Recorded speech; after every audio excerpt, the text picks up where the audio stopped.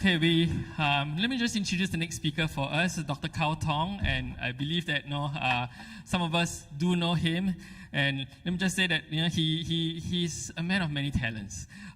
He's an Anglican priest warden with All Saints English Church. You'll hear more about this. So he is actually the lay, kind of like almost the lay pastor, right? But he's very in Anglican Church, right? The priest is the kind of like the clergy people, but there is also the lay aspect. He's there, and he's also with the board of theological education in the Diocese of Singapore. So he serves a lot also on other non-profit boards like TrustBridge Global and JCEN, and it seeks to really transform communities by raising leaders and investing in leadership. He's also the CEO of a holding company called Sunstone Group that has businesses all across industries, healthcare, fintech, hospitality, management consulting, and just traveled. He told me they just came back. Also, so he's been flying around. And so these three areas with business, leadership, and theological perspectives coming together, I'm sure that he has a lot to share about his experiences. So will you just help me to welcome Dr. Thong, okay?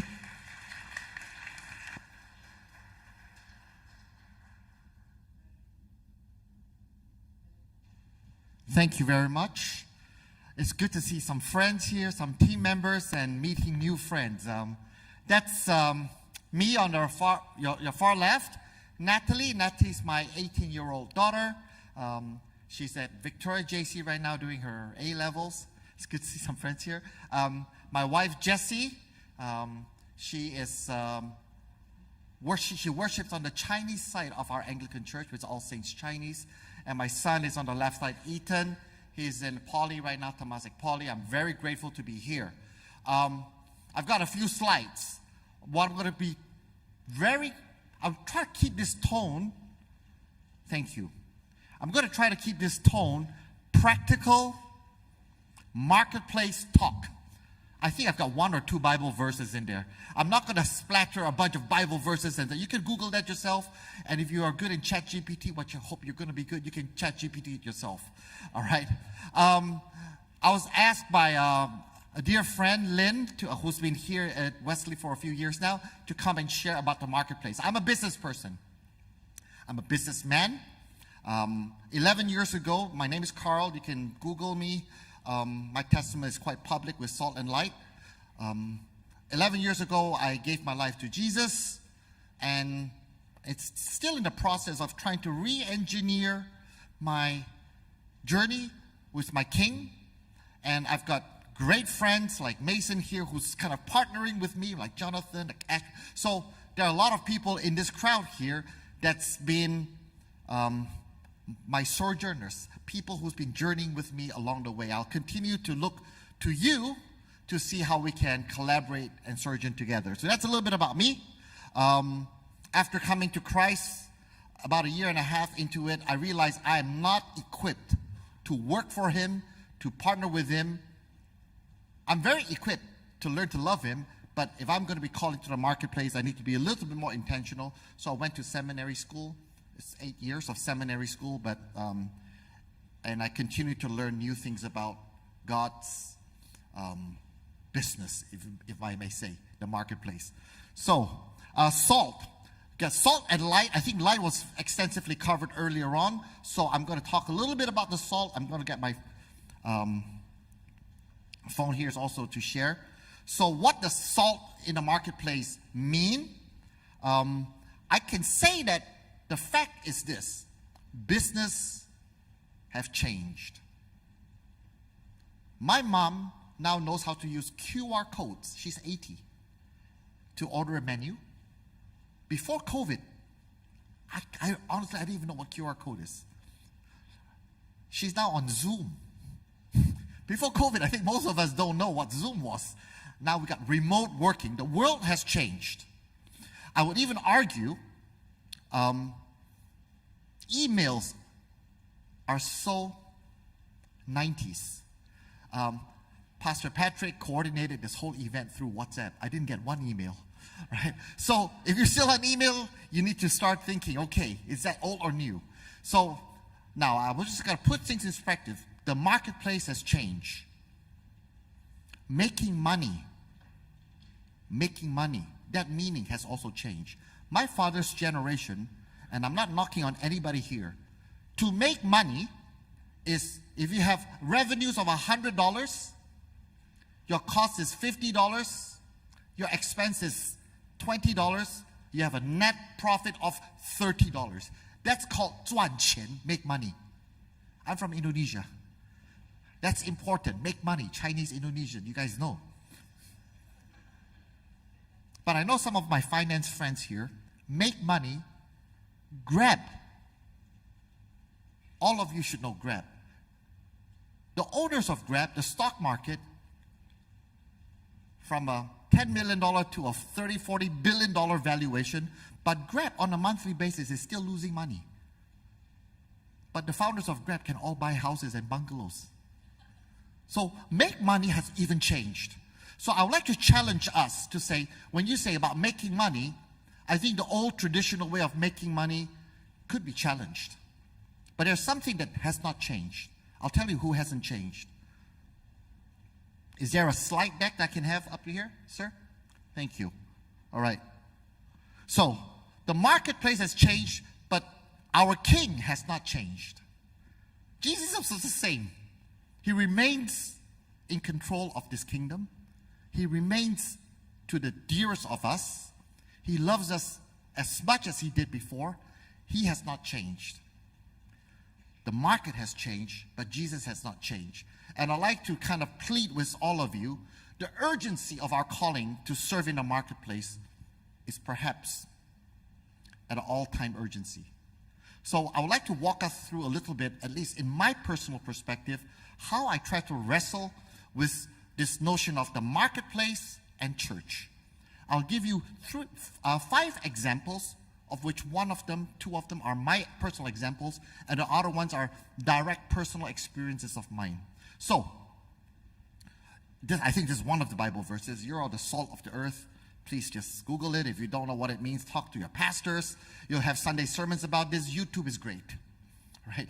I also just checked out YouTube, Pastor Hay, before coming out here, just double making sure that theologically I'm on spot. But fundamentally, salt does a lot of things. You cannot have steak without salt. You got to season it. Salt makes things taste better, right? Not too much, especially if you're a senior citizen. But yeah, or high blood pressure. There's a few doctors here. Salt preserves. Before refrigeration, salt preserves. And salt also, by the way, purifies. It's used as disinfectants, right? In the old days, they sprinkle salt on poop because you're trying to disinfect. So we are called to be salt and light. And let me try to unpack what does that mean, but more importantly, how to make it practical, and more importantly, what are the pain points? It's easy to say. It's easy to say, salt and light. Very hard to do. So I'll give you the principles that I try to subscribe to, being salt and light. And these are the 5 principles. I'll let you take a moment to think about this. Now, when I say principles, I'm talking about my principles as a marketplace Christian, as a businessman, as an entrepreneur.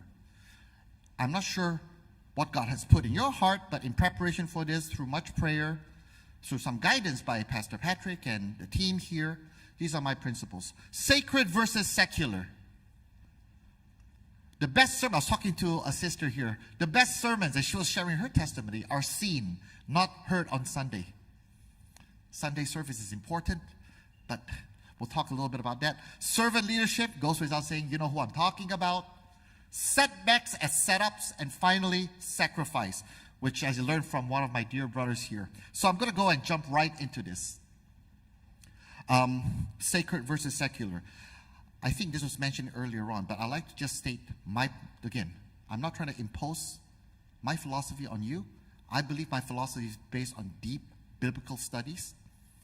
I don't believe there is a sacred versus secular. Me being a father is a form of worship. Me being a husband and try to be good at it is a form of worship. When I come and I sing in worship songs, that's a form of worship. When I come and serve at church is a form of worship. And by the way, as a boss, as a businessman, as a salesman, or as a taxi driver, that's an expression of worship. I try to make sure that I do all this with the love, the gentleness, and the care, and the intentionality that I'm serving God. So, I want to do the math here. I did the math, by the way, so if you want to take out your calculator, you can do it, but it's very simple. Let's assume, and I know all of you are good Christians, that you're going to volunteer and you're going to serve with pastors here, and you volunteer 2 hours, and let's say you do 52 weeks. Let's say you do, because you got a holiday, go on, take your kids on holidays on that. Let's say you do about 50 weeks, 100 hours. 100 hours a year of serving God in church as a volunteer. In the welcoming ministry, the usher ministry, in worship, in the Sunday schools. Let's say you serve from the age of 20 to 60-year-old. That's 40 years. 4,000 hours serving God. That's honorable. But everybody here who's not in full-time pastoral ministry, I would argue you're still in full-time ministry. It's just that the church is not paying you your salary.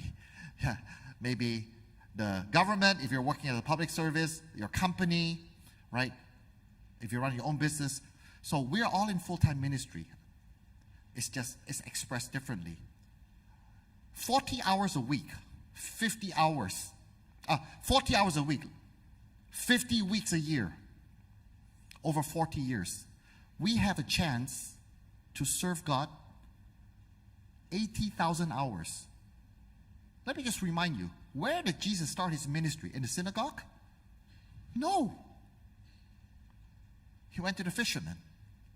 So I would want to show you one example that happened to me, which I think was absolutely amazing. And perhaps that event that happened to me was for this purpose today, for you to listen to. Right after COVID, during COVID, we couldn't really go anywhere, everything. But when COVID opened up, I went back to the office. There was kind of like staggering and all that. And one of these days, about 11 o'clock in the afternoon, I was going to go.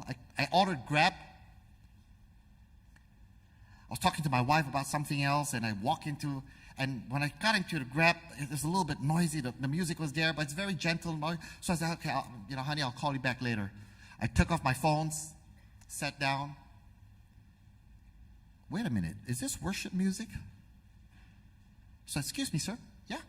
I noticed this guy was full tattoo, earrings, full tattoo. I'm talking to, yeah. Is this Christian music? Yes, sir. Is it okay if I continue playing it? Very polite. This guy, about 45-year-old. Yeah. I love it. 20 seconds later, 他受不了了, he cannot tahan. Excuse me, sir. Would you be okay if I share my testimony to you? Taxi driver to me. I said, yeah, sure. He goes, I promise God, this is my personal ministry. I call it my taxi ministry. And I would promise God that I will share it with at least one person a day. I said, hey, don't waste your quota on me. I'm already Christian. Yeah. No, then he looked at me. Yeah, but is it okay to sell? But maybe it's a good practice. I said, go for it. I have been dealing drugs. I've been in jail twice. I'm divorced. My wife has taken my son away. And recently, my best friend just jumped off a building and committed suicide. I was contemplating killing myself.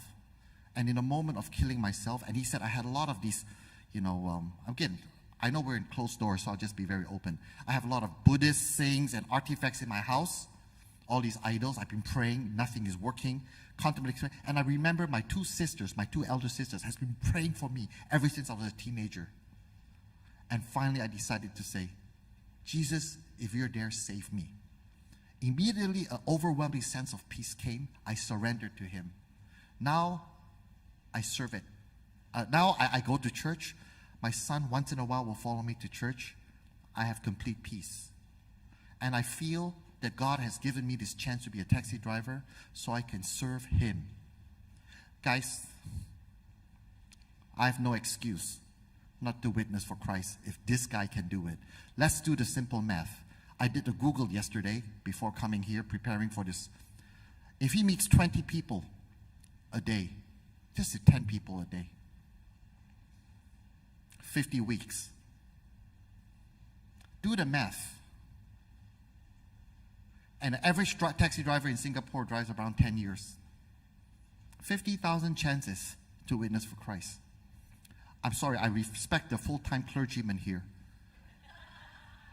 But the chance of that person witnessing to non-believers is much higher than the clergyman who comes to church to serve in a very different gifting and different capacity. Fair?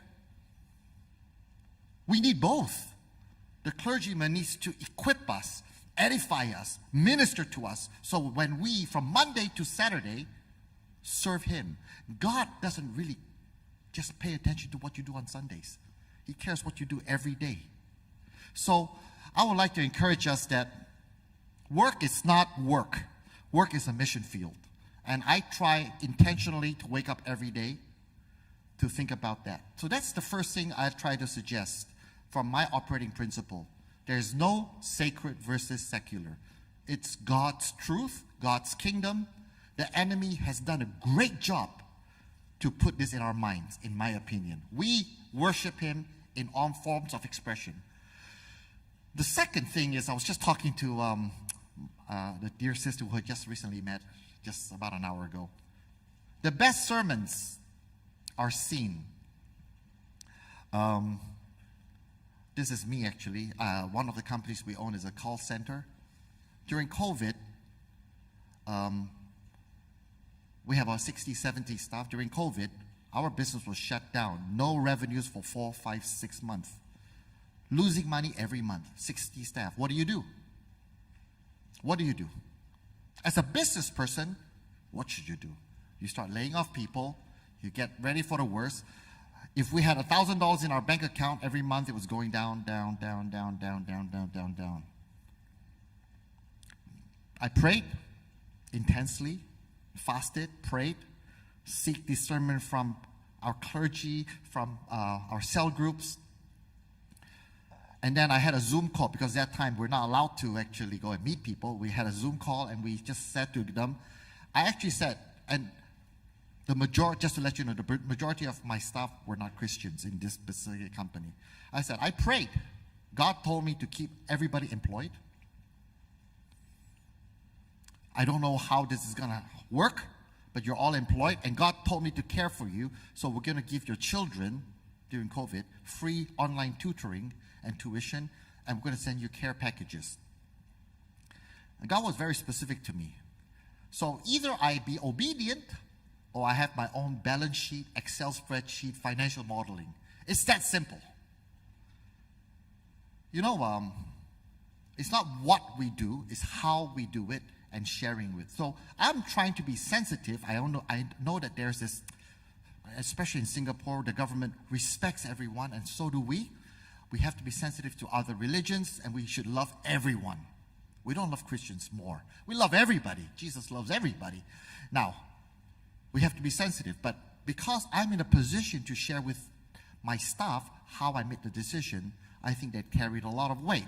So, I would encourage us, when you have a crisis, those are moments that people are looking at you. And if they know you're a Christian, just remember, I don't want you to perform your KPIs to your boss or to your colleagues or to your clients.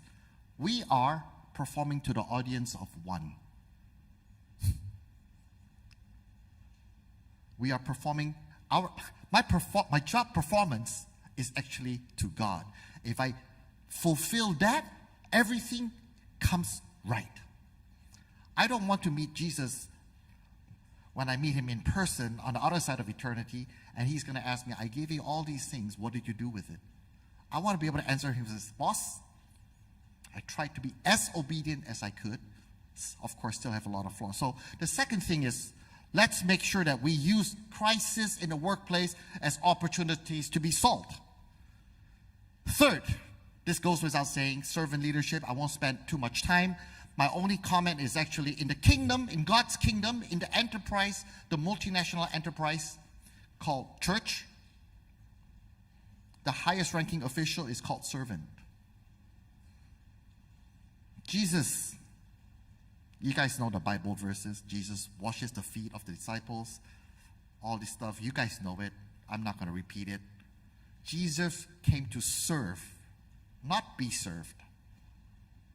So it's very hard since I'm the boss, the chairman of my own company. How do I practice that on a daily basis? Well, first of all, I won't ask my staff to do anything I won't do, just to let you know. I won't ask my staff, and this has happened, to clean the bathroom if I don't clean the bathroom 3 times first. I will not ask them to do something I won't do. I won't ask them to do overtime if I'm not going to do overtime. Now, I may have to travel, and so there's the realities of work. But yeah, I practice what we preach, serve. And the example, of course, is our Lord Savior, so I won't go into that. You guys can hear all about that during Sunday service. So let me do a quick recap. First, no sacred versus secular. Work is a form of worship. Just like being a husband, being a colleague, coming to church, singing to God just now, it's a form of worship. Second, the best sermons, there are moments in your workplace that are opportunities to amplify God's truth. Third, serve. Very hard to do, especially in my case where I'm the boss, but I've got no excuse. Just because it's hard doesn't mean I don't do it. Remember, Jesus never promised an easy life. Please understand that. And in Singapore, it's a bit hard because we're so blessed. Jesus never promised an easy life. In fact, as a Christian, I would almost say theologically, you should have a difficult life. What Jesus promises, he'll never leave us alone. That's the fundamental thing about being Christians. Expect a more challenging life because we're called to be salt and light. But he's always going to be there. And remember, we're on his team. He's the guy who walks on water. I always say in my church, it's not that we're winning the war. We're not winning the war. We have won. He has risen. The battle still goes on, but we have won. It's a beautiful ending. Read the Bible, the last book. So don't worry. We're not winning the war. We have won. But the battle's still out there. And the pastors of the church, the marketplace colleagues here, we're being equipped to take that battle on. Setbacks are setups. My life, my name is Carl. My last name is Thong, Thong, like the underwear. You can Google my name and there will be my testimony on Salt and Light. I'm not proud of it, but it is what it is. I was unfaithful to my wife, and yeah, I had a few different encounters, then God spoke to me. But God uses setbacks if you allow him to use setbacks for a setup. There's lots of Bible examples, from Paul to Joseph. Guys, you guys know the stories. So God uses setbacks as setups for his glory. Now the question is this, and I put two little small comments there. Does God answer prayers? Yes. But his answers may not be what you like, but more importantly, his timing is his timing, not your timing. Remember that. Kairos versus chronos, a little Greek here. Kairos is God's timing. So a setback, you could be suffering in your mind for many, many years. But in God's timing, it will all be glorified. That's a guarantee. The second thing is success doesn't mean an IPO and a good class bungalow. Success should not be defined by what the government of Singapore is telling you what success is. You know, in Singapore, when I first came, I heard this whole thing, you know, career, cash, condo, club, and one more. Cash, like credit card. Yes, thank you. They forgot the most important C, Jesus Christ, right? So success should be based on biblical understanding. And what is the biblical understanding of success? One thing only. God's not interested in your career or your condo. Yes, that's important. because he will use you if you allow him to. He's interested in your heart. He loves you so much that he only is interested in your heart. For me, that is success.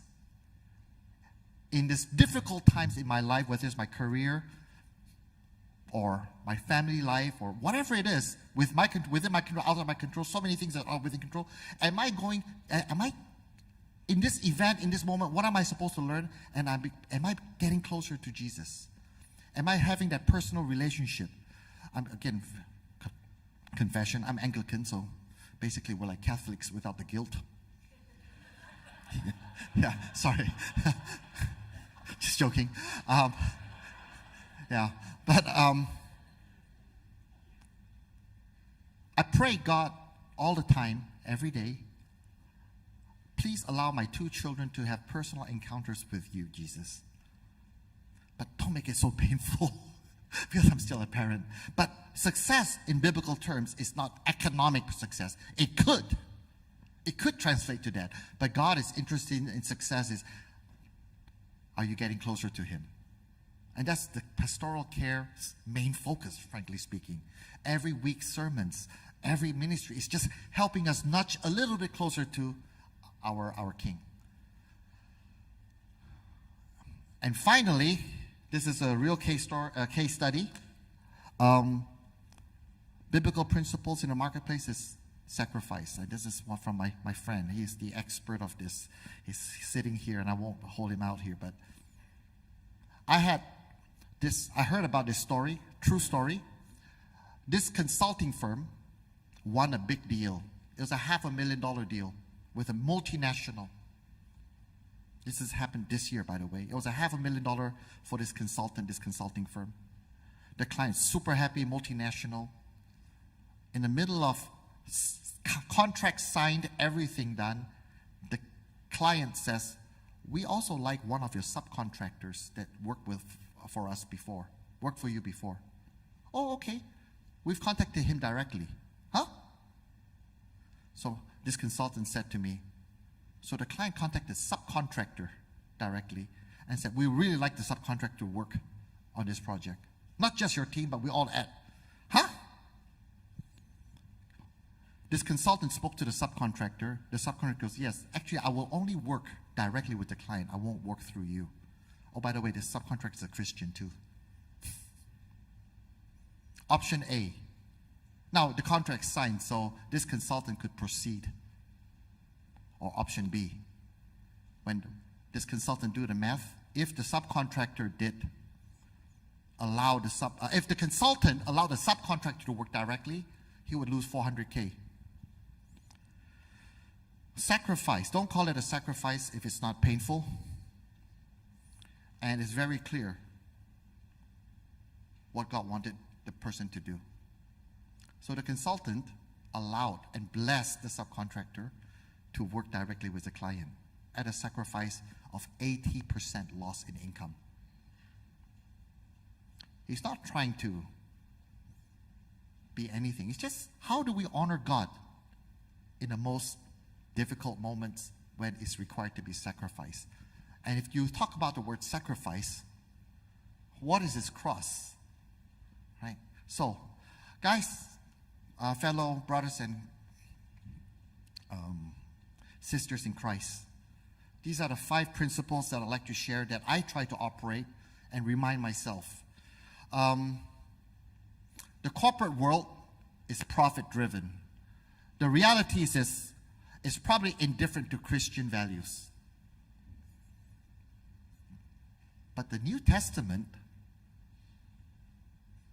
that's exactly what Jesus called us to do. He called us to choose and uphold Christian principles, and this whole Salt and Light conference that the organizer has done is exactly that. Jesus didn't come to change the world. He came to transform it. And he's calling us in partnership of that transformation. That transformation, in my opinion, personal opinion, starts with myself. And then that expression will be very beautiful when it's expressed in the workplace. So, in conclusion, there's a slide there, sacred versus secular. There's no such thing. It's all a form of worship. The best sermons are seen in the marketplace. Right? Servant leadership, the king himself represents that. Setbacks are setups if you allow God and you're obedient to God to walk through that journey with you. And sacrifice. Don't call it a sacrifice if it's not painful. The marketplace, in my opinion, and I'm biased, is the greatest opportunity to witness for God. Because we're out there. Every hour, every taxi ride is an opportunity. Do you take a hold of that opportunity?